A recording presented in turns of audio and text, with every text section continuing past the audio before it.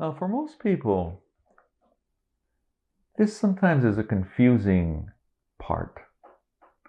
And since we mentioned confusion, is confusion a good state to be in?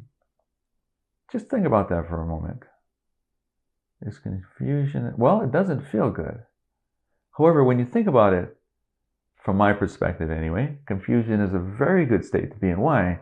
Because you know you're learning something new. There's something different, learning something new. As long as you process through to understanding. So confusion is a very good state to be in as long as you continue and process through that confusion to understanding. So if and when we're filling out this form, and you should be doing it along with me, and you have a little confusion step in, you're perfect, you're at the right spot. And if you're not confused, that's even better. So when we're filling out the form, it's this form, it's page 10 in your handout. This is where you identify some of the things that you can check after we're done. It's not the only things that we're working on, but these are things that you write down that you can specifically identify.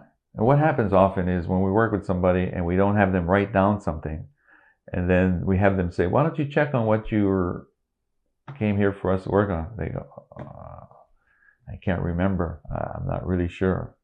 Why? Because if they did check on it, it doesn't have the negative emotions anymore, and they're not really sure that that was an issue. So before we start, we have them write it down. And we go over 3 basic emotional categories. Negative emotions. Anger, sadness, fear, hurt, guilt. When you're talking about anger, it's also frustration or resentment. So if you never feel angry, I'm sure there's some things that you might have felt frustrated about. And then there's sadness, feelings of depression, disappointment, fears, anxieties, phobias, hurt, emotional hurt, especially around the heart, and guilt, embarrassment, or shame. And then we break it up under each category to 3 different parts of your life. And we just want a memory, not the story behind the memory, just a memory. One word is best. So we want it throughout your life. So we pick 3 basic areas of your life. Something recent, something in the middle of your life, and something early. Okay, what's recent? This morning is recent. And for some of us, within the last 2 or 3 years. For me, recent could be within the last 5 to 10 years. Something in the middle of your life. What is that? Divide by 2, plus or minus 5 or 10. Early. What's early?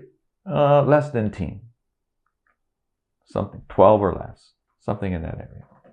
So you would write down a word. And that word should be related to a memory or a cluster of memories that has the emotion attached to it. It could have other emotions, that's okay. But when you write down an event of anger, something happened this morning or yesterday. And what's the word that I'm going to use? Flower. Because somebody did this and whatever it was. Then nobody else knows what that word means. And nobody else knows what memory it's related to except you. But when you think about that word, when it's written down, you can feel the emotion. And then go to the middle of your life, do the same thing, and then early, and then move over to sadness, feelings of depression, disappointment. 1, 2, 3 again, recent, middle, early, and then fear, recent, middle, early, and then hurt, recent, middle, early, and then guilt, recent, middle, early. What would that form look like? Go to page number 11. It should look like this. So, under the event, and you can turn to that page now if you haven't already. The recent event was flower under anger. It doesn't mean anything to anybody. In the middle, it was John. That was a good friend of mine when I was in the middle of my life. It could have been my dad. I could have put dad down there. I have dad under sadness.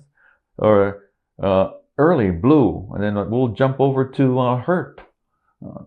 Recent, waiting. Waiting doesn't mean anything to anybody except you. 10th grade, sister. Under guilt, bottle, my secret, and. So these things are things that you can check. It's really important for you to get this down. Make sure you have this. Because what we do later on is we're going to send you to a video right after this. We're going to send you to a video so you can learn how to muscle test. The second part, number 2, are limiting beliefs. Like a fear of failure, a fear of rejection, fear of abandonment, fear of being undeserving, fear of being unworthy. However, you had that limiting belief today. You probably had it yesterday, and the day before, and the day before that. However, somewhere in this lifetime, if you believe in past lives, it could have even been a past life, you had to have made a decision to accept that belief. So it is not as much of a limiting belief as it is a limiting decision. And that's a good thing because you made that decision. That's really good. Why? Because you can make a new, more empowering decision about what happened. Who's going to do that? You are. The present future self, the you of today, with all the knowledge and wisdom that you have from this lifetime. So when you're muscle testing and you learn how to muscle test, you're going to do this. Have your elbow up like this and go, clear my mind, be strong. So you should test strong. And then think about fear of failure, relating to me, fear of failure. And then you should have a weakness go down. Clear your mind again. Fear of rejection. Fear of abandonment, fear of being undeserving, fear of being unworthy. That's your baseline. And then move on to number 3, values. What's a value? A value is what's important to you in your life and your living. With regards to what? Exactly. With regards to what? That's a pretty big picture. With regards to relationships, family, personal growth, health and fitness, career, spirituality, life and living in general or specifically. So I'm going to ask you to think about, without looking at the sheet, what's important to you. Think about a value word, one word, not a story, but one word. What's important to you? What is important to you about relationships? People come up things with like relationships, love, trust, honesty, support, communication, commitment, respect. And you notice that we have those written down. So when you look at the sheet, with regards to relationship, is love important to you? Yes, check it. Trust? Yes, check it. Honesty? Yes, check it. Support? Yes, check it. And you might go down and check them all, or just a couple. It doesn't really matter. So even though those are nice sounding words, when people think about trust and honesty with regards to relationships, oftentimes it's because there was distrust and dishonesty in previous relationships.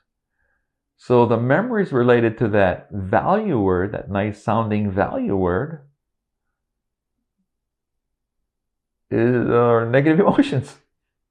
The memories with negative emotions, even love. Why is love so important? Because I didn't feel the love that I thought I should have when I was younger.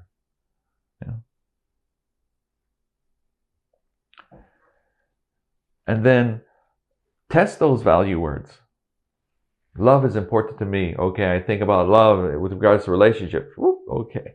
So the other thing is, once you put that word down for relationships, any of these words, it will also be important to you in family, personal growth, health and fitness, career. Because it's kind of like a pizza, and the slice of pizza might have different amounts of mushroom or pepperoni or sausage, but it'll have some of it on there, so the hierarchy might change. It might not be as important, but it'll have to be on there somewhere because you're one whole integrated unit. And then we come down to the 4th one, which is conflict resolution. Ho'oponopono, number 4.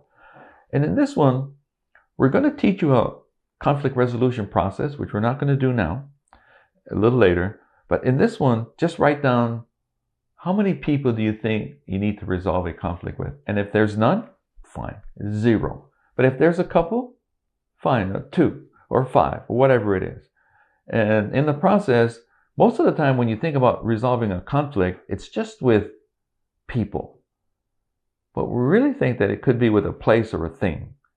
Let's say you got into a car accident and your car was fixed up. It's brand new, but I can't drive it anymore. In fact, I can't drive many cars because I just get the heebie-jeebies whenever I go in it.